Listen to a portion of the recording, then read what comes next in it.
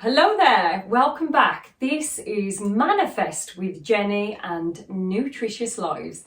So today is going to be a very action-packed, no doubt, podcast about friendship and I wasn't told there was going to be any action. It's very action-packed. Who knows what's going to happen? I might fall off this chair.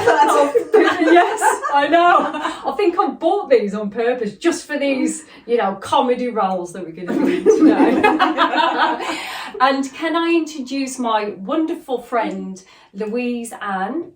And she's going to be she's got a wealth of knowledge in this area with friendships, with empowerment, especially for us women, which is very needed, isn't it, at the moment? Yeah. And I'm gonna hand over the reins to so Louise Anne can tell you about what we're going to talk about today.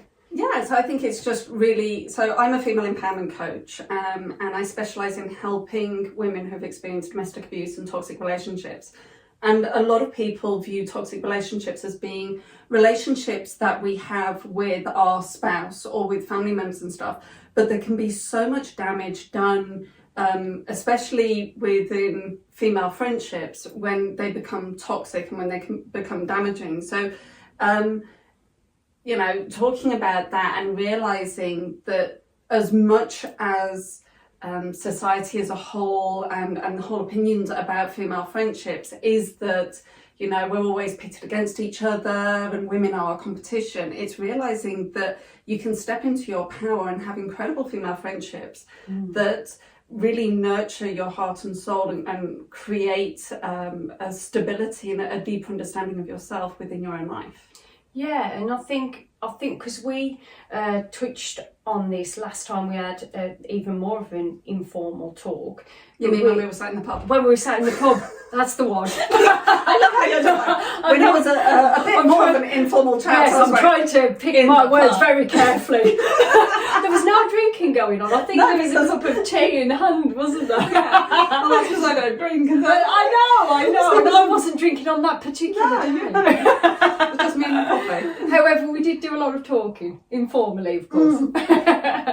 But yes. we were talking very much about sort of really what I would say is our nurturing role. We are natural nurturers, and I feel that we are now pitted against each other. And we talked about energies, didn't we? And potentially our energies all being misaligned at the moment, where I believe that women are very much acting a lot more like males now, or even sitting in their wounded masculine, opposed to being in there what I would say is, I know these are kind of spiritual terms, but bear with, they're light feminine, and even working in conjunction with our light feminine, with our dark feminine.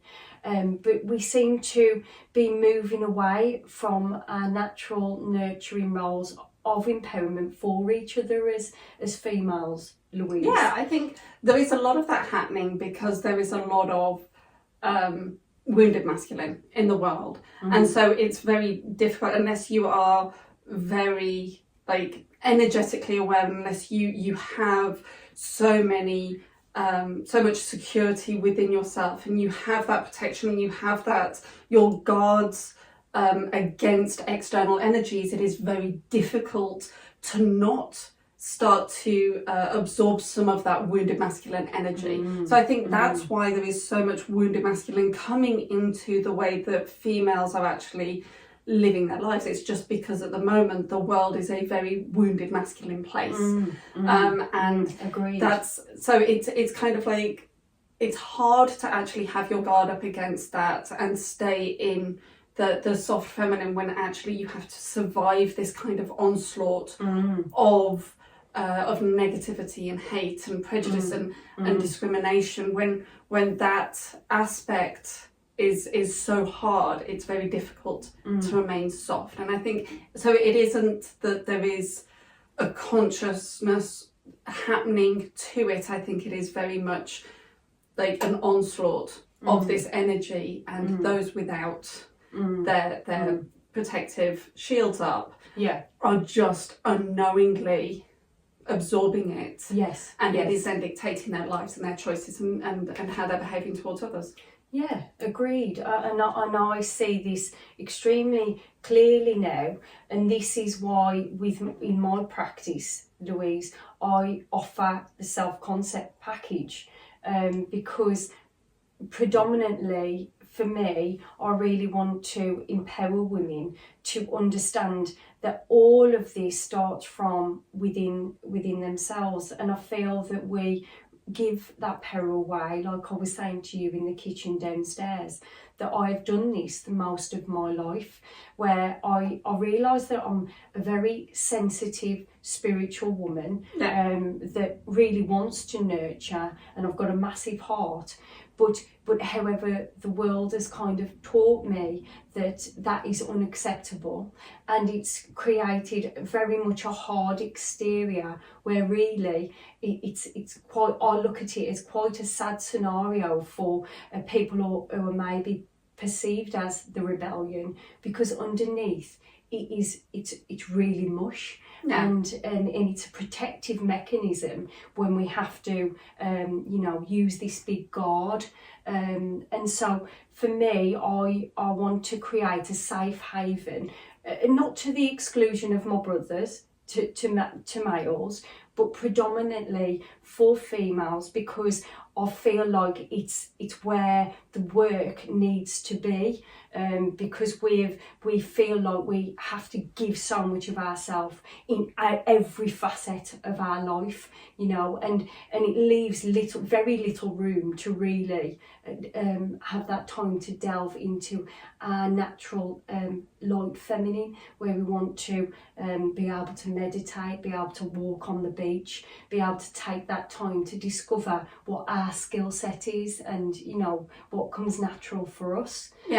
So that's my dream. I don't know whether you feel like on your side of things, because we've all got our unique qualities and gifts, haven't we, Louise? And that, I feel like that's my offering to the world. What's your angle of what's your dream? Well, I think that I love that whole thing about creating a safe space, but I think it's that understanding that a safe space can only be created when you have a safe space within you. Mm-hmm. So the way I view it, and the way I teach my clients, and the way I teach my daughters, and like anybody that's willing to learn, is basically that what happens is you create a bubble, and within this bubble is you. So you can call it your aura, you can call it your essence, whatever it is, but it is within that lives your soul, your truth, and it is the beautiful diamond. It is your soul that came and it was incarnated in this world. And what you have to do is you have to create such a strong relationship with that without dismissing any parts of it that you've been told to make that aren't good enough, or if you're too loud, or all of those. You have to accept all of those parts of you that you have been told to dismiss. You have to accept those parts, your flaws and your mistakes, the times that you screw up, and the times that you judge yourself and you're hard on yourself, and the things that you don't do and the things that you do. Like all of these aspects, if you can sit comfortably with yourself and you can know yourself without judgment. So at the end of the day, if I'm looking at myself and I'm like, oh, I should have done that, I'm criticizing myself, I'm judging myself, I'm not holding a safe space for myself. If I am looking at my business and I'm like, oh, I should post more regularly, or oh, I didn't send that email today, and I'm judging myself, I am not holding that safe space for myself. If I cannot hold that safe space for myself without judgment, then nobody else will be able to enter my space, my life, without also experiencing judgment, because how we treat others is a reflection of how we treat ourselves. So a safe space can only be held when the person that is creating it is able to look at themselves, their good, the bad, the ugly, the bits that they are ashamed of. So if they can sit with their truth and who they really are without judgment, it means others know that I can be with this person and experience no judgment. I can be with this person and be accepted for my truth and who I am. And that means if you have disagreements on any aspect of things, it is met with a curiosity and an acceptance that that is your point of view, that is who you are, and I accept that version of you. It is that acceptance of each other, rather than the I'm going to try and change your mind, I'm going to try and fix you, I'm going to try and push my ideals and my beliefs upon you because I believe that you need fixing. It's that. It is, and I feel like that is the core point of a self-concept for me. It's knowing that we are complete and whole as we are right now, whether we feel that, you know, we want to look a certain way, lose weight, as this is as females, you know, because we're always, it seems to be that there's always something that we want to change about ourselves, and we're constantly putting ourselves in boxes. You know, I always use this as an analogy, because I always think to myself, you've put me in that box, can you kindly take me out that box? Because maybe I'm in that box for a moment and then I'm going to take myself out that box. And I'll look at it now very much with a one-track mind of, it is only my opinion that matters now. And what that allows me to do is, because fundamentally, with Jen, I want to always be led by my heart. I want my heart to always be the biggest part. So it's me always having trust that that is where my alignment lies. Now, if I give my power away to say that you can tell me, Louise, and this isn't personal to you, of course, but that you, no, Jen, your heart doesn't lie with unconditional love. And it's almost like we say, you have that power to say that to me. Now, as what we're saying, Louise, is it's not trying to force other people to change, but it's the impact of what those words mean to us and what we walk away with you know, the sort of constant liberating ourselves. And this is what I would like to get over to women, to say that we have to be steadfast in our own beliefs first, and it's listening to others' opinions, but never allowing it to veer off, you know, where you would like to be, to create the beautiful desired life that you want to live, you know. And of course this is what we want to instill into our own children as well.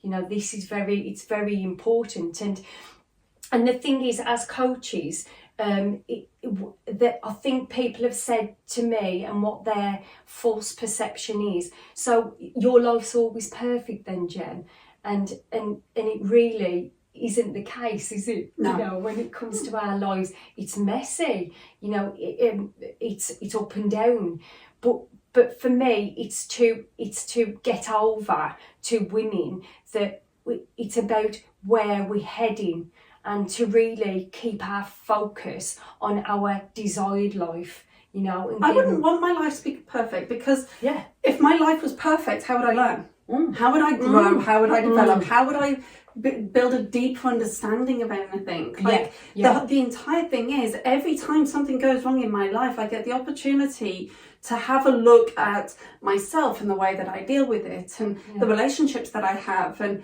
the way other people deal with things, and I get to learn at a deeper level. And so every single time I go through, you know, another layer of healing, and things go wrong in my life again, and something happens with my daughters, because like I've got teenage girls, it's gonna be messy. It's not meant to be easy, but like I don't want it to become like so easy that my learning becomes catatonic. Like I want to continue to develop and grow and learn, because if I'm not learning, if I'm not growing, what's the point? You know, all of the things that happen to me, they give me another opportunity to understand deeper. And so every single time I get to walk out of that situation and say, hey, do you know what?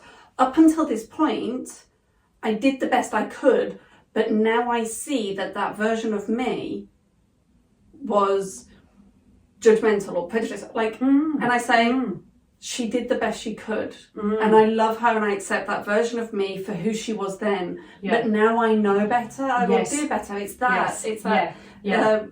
Marie Angelou, wasn't it, that said, when you know better, do better. And it's that constant progression. And to me, having a messy life and having things screw up is exactly that. The opportunity to learn, know better, do better. And you know, from last time we spoke with our informal chat, Louise, I'm a different person from then. I'm a totally different person. I've gone through so many experiences from a few weeks ago from when we met up. And people don't... I'm now going to be jumping out of a plane. I mean, that wasn't happening last time. Well, I was opting in for this. I need to do this. This is something, but I know, because we were talking about this in the group, weren't we? I have got to pick this up. I'm going off here, but we'll talk about this off camera. But I will need to do that because I've been saying it for years. But this is the thing. It's almost like people or women, you know, we're talking about women today, feel that by expressing they feel certain things, like they're failing, or expressing these negative emotions, it's somehow going to perpetuate more of that. But the more honest we are with our feelings, and the more we create this, feeling of wanting to be very transparent, the more healing it is for me. The more vulnerable I am with the people in my life that I can trust, because you can't be that, I'm still learning, as you can't be that vulnerable with just anyone. But the people that I'm now choosing in my life, I can be very vulnerable. I can be very open and honest about my feelings. And this is what I'd like to get over for other women, to really help them to, it's all about manifesting a good life as far as I'm concerned. Yeah, and I think the thing is, you've got to have a look at the drama triangle when it actually comes to the relationships that you have and the role that you are playing in that. So if you have a relationship that is difficult for whatever reason, so if you've got a relationship where there is this problem, there's arguments and everything else, then you need to have a look at the drama triangle, which is that there is a victim, a hero, and a perpetrator. So there are these three roles that can be played and in a dramatic relationship. I'm not going to say toxic because that's something else, but if there is drama within a relationship, it's have a look and say, okay, well, which role am I playing within the drama triangle?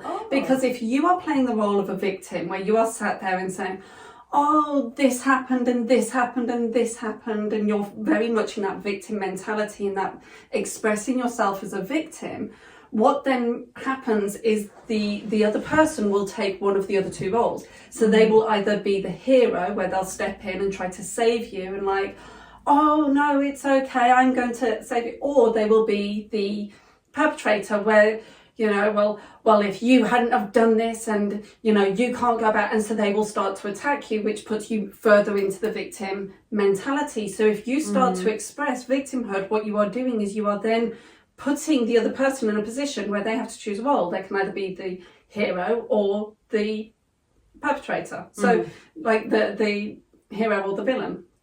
So they get to take one of these two roles because you've taken the role of victim.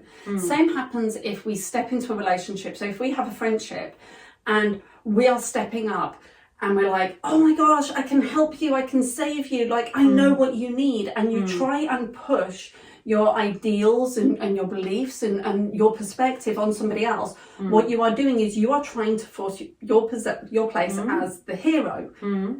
Which means they are either going to accept being saved by you, so they then hand over their power and say, okay, then you take control. So they are now the victim. So they're stepping into victim mentality and you are put in a position to save them. Or they don't allow that and then to you, they will become the perpetrator because they're fighting back and saying, you're wrong, you shouldn't be telling me how to live my life. And from their point of view, they will be the hero and you'll be the perpetrator. Well, and it's I've always, from a psychological perspective and these roles, I've always tried to work out why, you know, we've heard about it so many times where someone tells a female that her partner's cheating on her, for example, and then it turns around that the person who gave the information is looked upon like the bad person. And it's all this, isn't it? Because the human mind is so complex. You know, we like to take on these victim roles. You know, I'm very aware of victim mentality, where it's really never victimizing someone who is, and we made this point earlier on, but it's taking responsibility, you know, because if we remain a victim forevermore, we will, that will be our role. Yeah, so it's kind of because the way that you overcome the drama triangle is you then change it into the empowerment triangle. So it's where the victim then becomes the creator. Yes. So instead of life happened to me, this happened to me, it's like, okay, this is the life I'm choosing to create. I am healing from these wounds. It is very much a forward mindset where you are looking and saying, okay, well, look, this is the life I'm creating. Yes. And so the victim, instead of being, this happened to me, it's choosing and saying, okay, I choose the life I'm creating. That's right. And so you take that shift from victim to creator. Then the hero stops being the hero and saying, I'll save you. And they become the coach, which is, how can you save yourself? Like, that's right. They then guide you instead of telling you, instead of fixing you. What they are doing is they are encouraging, They are informing you, and they will guide you. And then the villain actually stops being the villain, and they end up being the, I've forgotten the word, but they push you to achieve more. So it's kind of like, instead of saying, oh, you can't do that, it's like, oh, they become your challenger. So instead of saying you can't do that, it's like, okay, you think you can do that? Show me. And they will push you to achieve more because, you know, they are saying, okay, well, you have to, they're challenging you to see how far you can go. So all you have to do is have a look and say, okay, well, if they're responding to me if they're kind of attacking me, am I playing the role of victim? And do I get to change the way that I'm living within this relationship? And instead, can I be the creator? So instead of saying, oh my God, this happened to me, this happened to me, this happened to me, how can I look at that and say, hey, look, I'm creating this life. Look at this opportunity that I've got.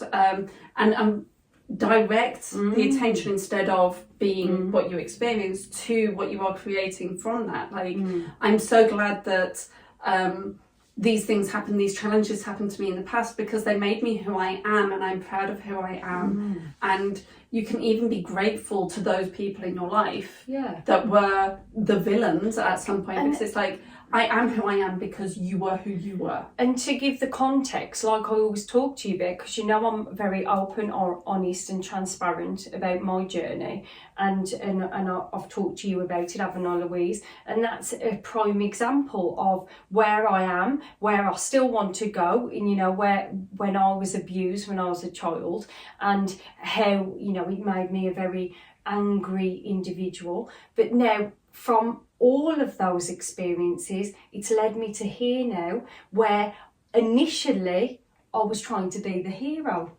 I switched all the roles, and then I was like, I can save you.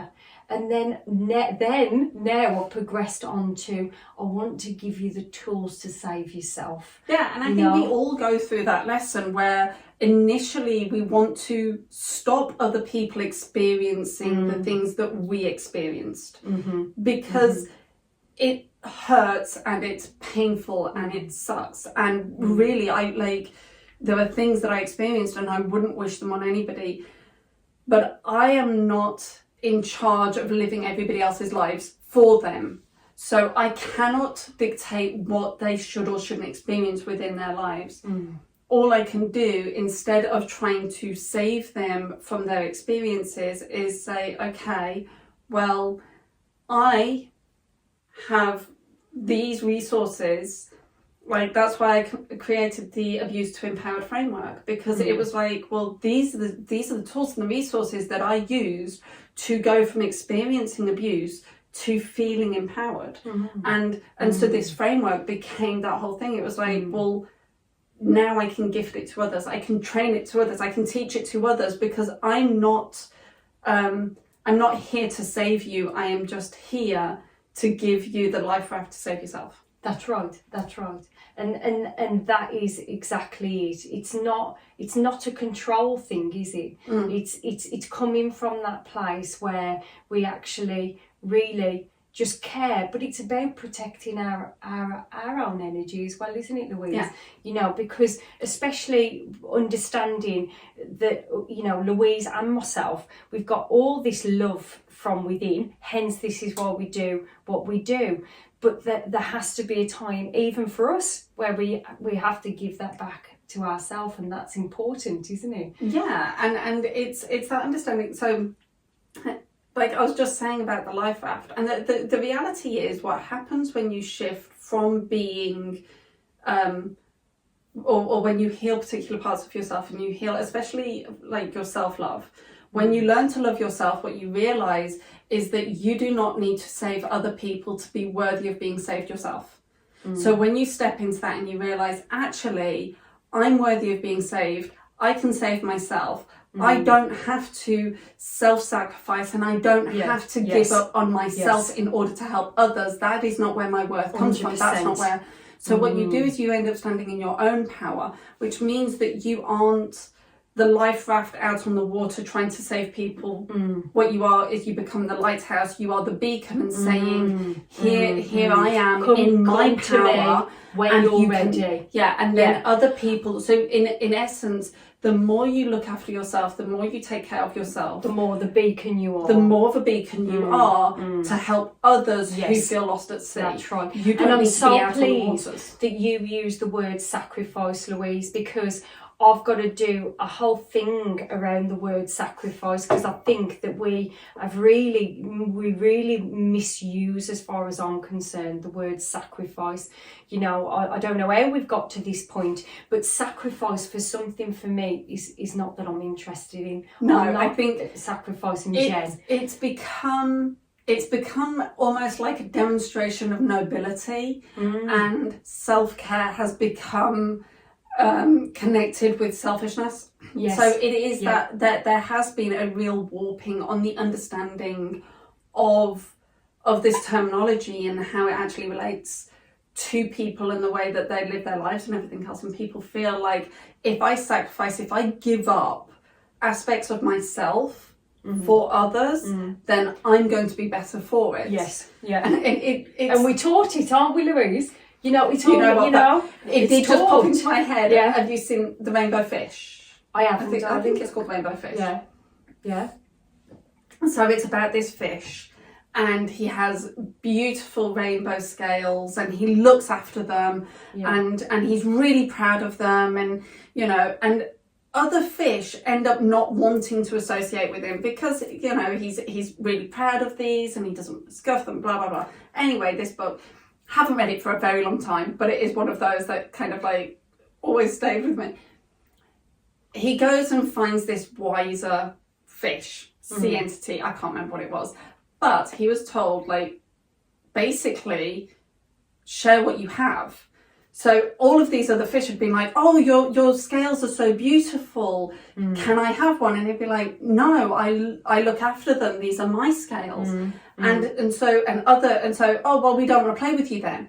And others, oh, do you want to can I join you? Can I have food with you? And it's like, no, can we have one of your scales? No, these are my scales. Yeah. Oh, well, then we don't want you around us. Yeah. So everybody had been rejecting him because he had boundaries, basically. Yeah. That's right, isn't it? When you break it down. You dare look have nice scales. You dare look after something and then not give it away freely. That's right. Like, how dare you? Yeah. So he went to this sea entity and it was like, oh, well, share what you have, which is a very noble thing to teach preschoolers, like share what you have. But actually, this fish ended up taking off his scales and sharing and giving bits of himself away for others to accept him. Yeah. And it was like, so now it's like, oh, he doesn't have his scales anymore. He's not covered in beautiful scales, but he has friends. It's like, why does his friends need him to sacrifice parts of himself? That's right. For their acceptance.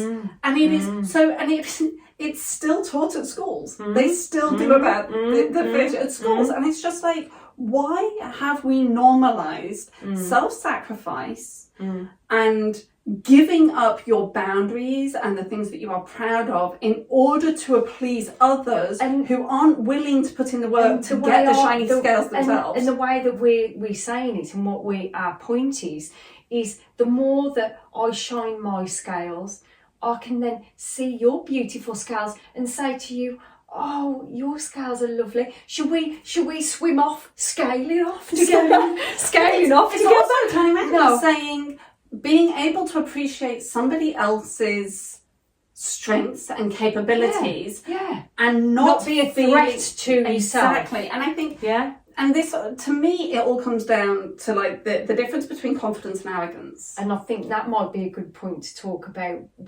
with us, with our own judgment. When me and Louise first met, we both formed an opinion about each other. Yeah. We talked about it the informal day over tea, of course, and we were saying that, you know, we both judged each other, didn't we? And I was very unconfident around Louise because she spoke so proper, as you can see, compared to me. and she carried herself with such confidence, and obviously Louise has done a TED talk and I'm very proud of her. It's amazing what she's achieving and still to achieve.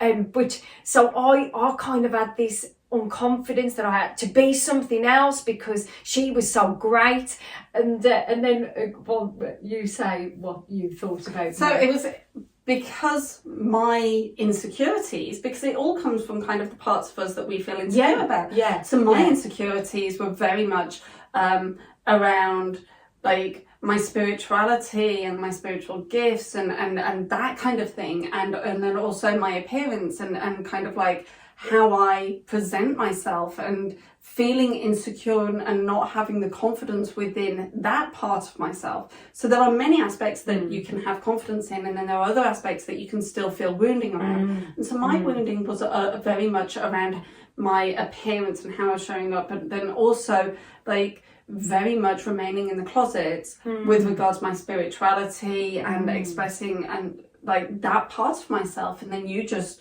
swan in looking glamorous, you know, just floating on air, talking about all of these spiritual concepts that I know and I'm aware of, but I would never openly speak to anybody about because that insecurity that my knowledge isn't enough, and that like I'm not connected enough and I'm not gifted enough and all of that kind of thing. So it's that and stepping, but like both of us are aware enough to actually look at ourselves and say, let's check that. Yeah. That's a sign of my wounded self. That's right. So it's like, as soon as I looked at you and I started to feel that comparison about myself and the way that I was to the way that I saw you showing up. And as soon as I saw it, I was like, okay, I'm comparing myself.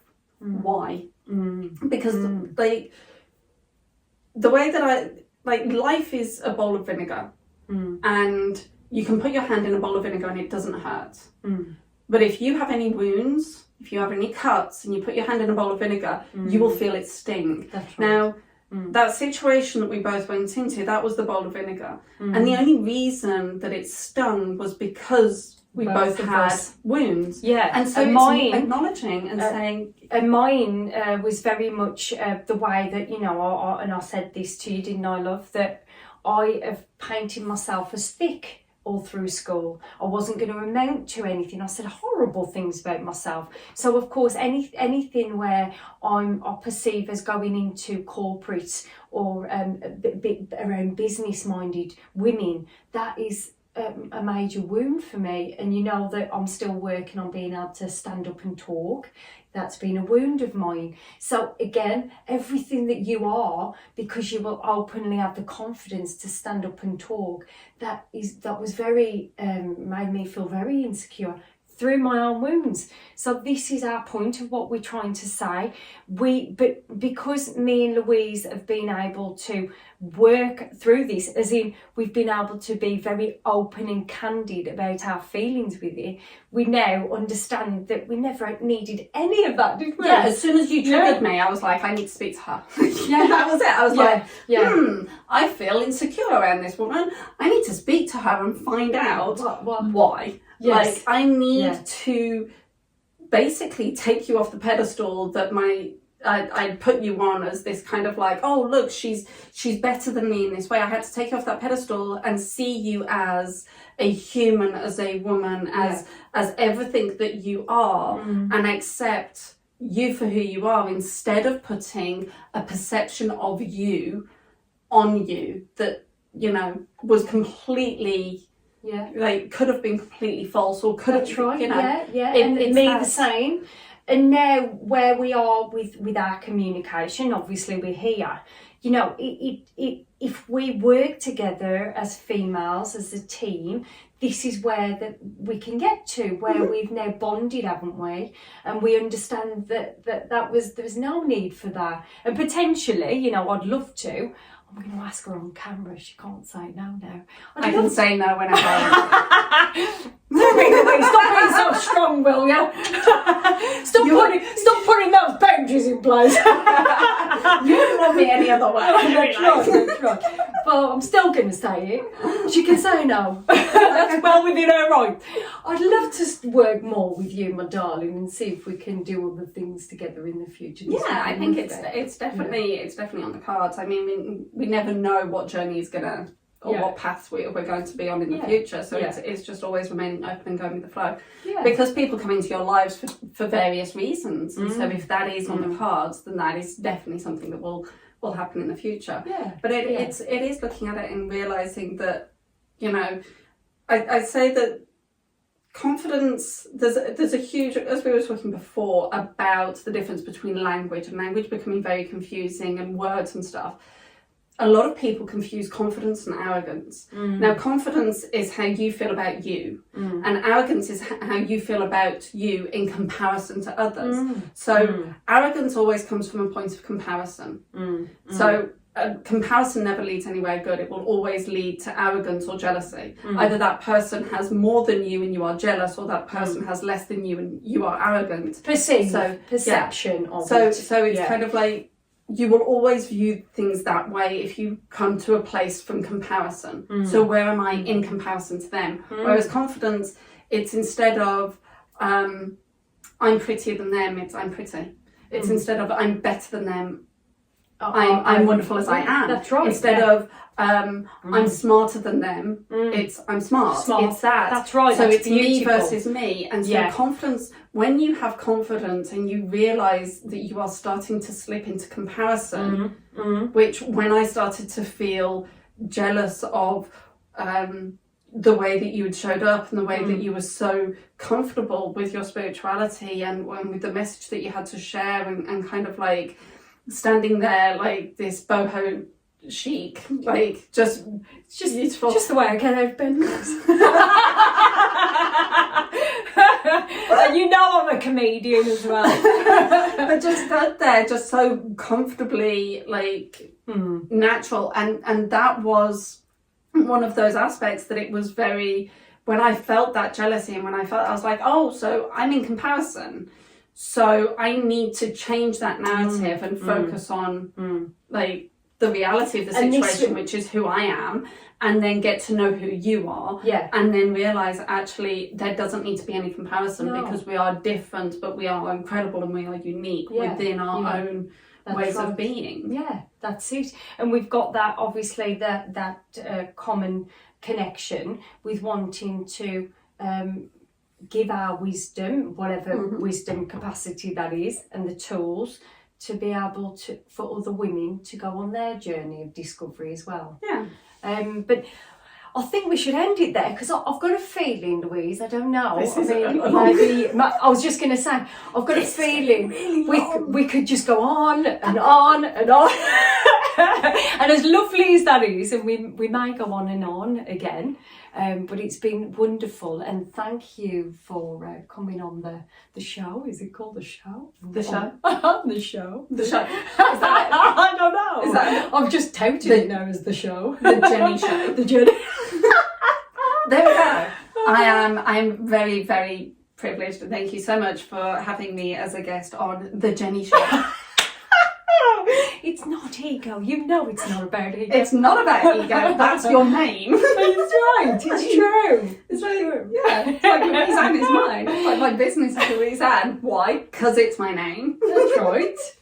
So thank you for having us, and it's been a total pleasure. And we haven't fallen off the stool or anything. It hasn't really even skewiffed that much, so. My core muscles are aching to start me through. But thank you so much for having us, and as always, sending lots of loving energy your way from both of us, and I will see you in the next one.